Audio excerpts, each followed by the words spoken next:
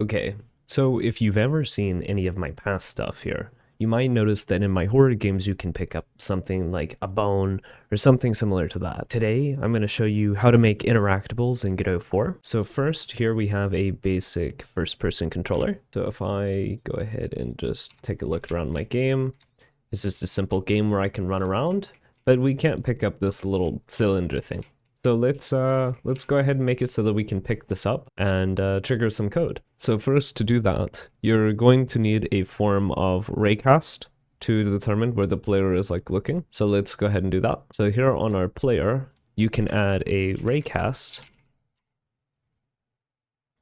and we'll just move this, hold down Control so it snaps, move it up. And what you're going to want to do here is figure out where center is for you. I'm sure there's a much more efficient way of doing this, but this is just the way that I did it. That feels about center to me. And if you design your character on the axis like this, then you should just be able to cut him in half and it'll always be dead center of the screen. It's just a matter of too high or too low. So now that we've got this, let's go ahead and just extend this. So I'm just going to use this size tool from up here, or you can press R, grab hold of the blue or whichever side extends it, and stretch it out just a little bit. See that? There we go. I kind of like that. That's good. So this is now our interaction raycast. So basically the idea behind this is that this is going to return the first thing that it hits within its layers.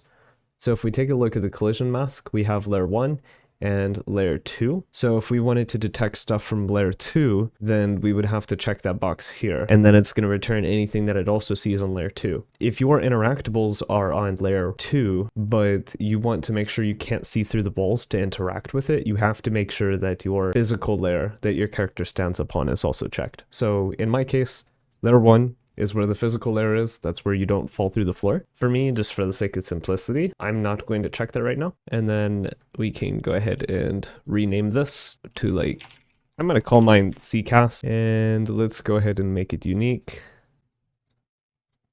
Okay, here in my first person controller script, I'm going to make some very simple changes. So pretty much just, I think here at the top is an appropriate spot for me, at least. For you, just wherever it falls within your code. I'm going to basically say if my CCast.isColliding is a property, which is going to return a boolean, then in that case, if it's colliding with something, right, we can actually get what it's colliding with.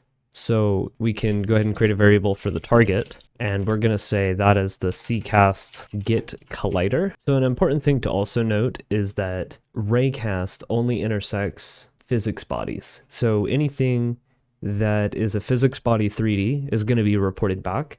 If you want to be able to intersect an area instead, so if your item is an area, then, which would kind of be weird anyway, but you could just check this box that says areas, and in that case, any areas on that layer will also be returned within your raycast. So just whichever item is the first item is the one that's going to get returned. So I'm going to uncheck that. In my case, since we created the static body, that's a physics body, so it's going to return that. And so what we can go ahead and do here is we can just go ahead and print this out to the console.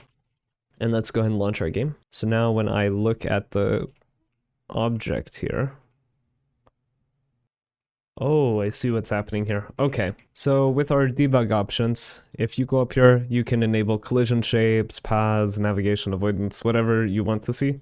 So if you want to see collision shapes, you can just check this box here. Okay, see that right there? That blue, I believe, is actually our raycast that we're trying to get to intersect with this blue object here, but it's not. See, because you can see the outline here, and it's not intersecting because it goes directly out from our player, if you recall. So see how it goes straight? It's not actually attached to my camera.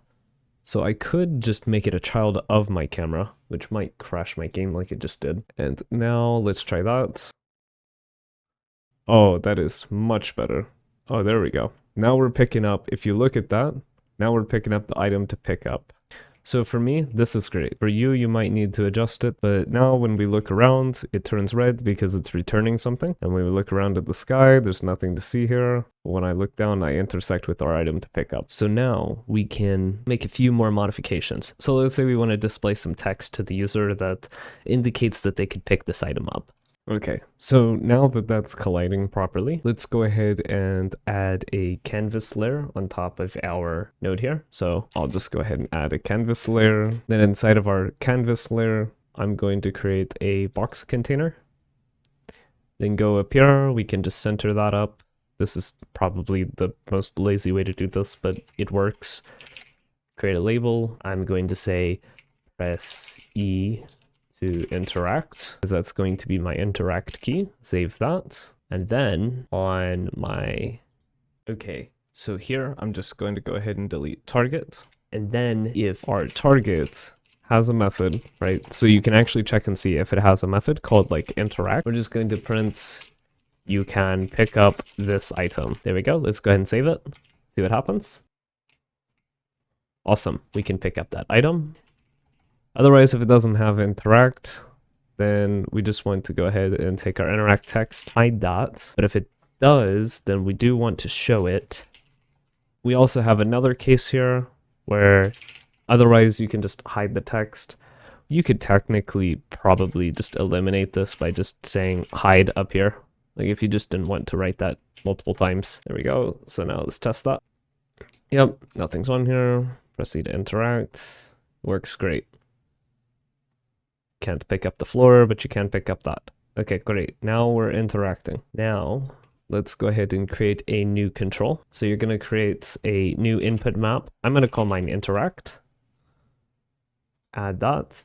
Add your key. In my case, it's going to be E.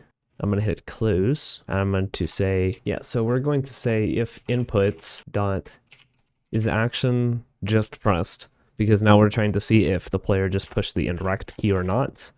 Then we're going to go ahead and just say target dot interact. So now we can go ahead and delete this. We don't need to know that we can interact because we already know that. So then we can check, what is the target? Does the target have a method, right? So on our item to pick up script on our static body, we have interact defined. And then if it does have that defined, we want to show the text that you can indeed interact with it. And then if you push the button for interact that we just set up in project, then we want to call that method on that object. Let's go ahead and try that. Let's just press E a couple times, looking at the floor. You can't do anything. Press E to interact. Look at that. When I'm pushing E, it's now, hello, you interacted with me. So then this is how you can now technically like just interact using code. So then if I wanted this to say, hello, you interact with me, it's just hide itself, I guess. So now the body should just hide itself. Or better yet, if you don't want to be able to interact with an invisible object, you can just call Q free. Just delete the object from the world. You can also do a bunch of other code that you create inside of here. That's up to you and your creativity. Now that you know how to do this, I can now walk up. I want to press E to interact. Okay, what do we have? So I guess technically, by doing what we just did, your object would indeed be null that you're looking at. So let's go ahead and solve that, because in the case that you're trying to interact and we hit E, technically I hit E in a way kind of like twice. So now there's a chance that the target that I'm looking at is indeed null. So, okay, so we're just going to write here, target not equal to null. And the target has method interact. We're going to see if that works. Let's try this. Let's walk around. Let's pick it up. Yay, you interact with me. And now it's gone from my world. I have picked it up. And so now you can see how you can easily build some code. Or you can even go in here and take it a step further. Like if your interactions has like a crosshair, you can add like a crosshair in here. That is how you do interactions in Godot 4. So, or at least the way that I implemented them. So let's go get some coffee.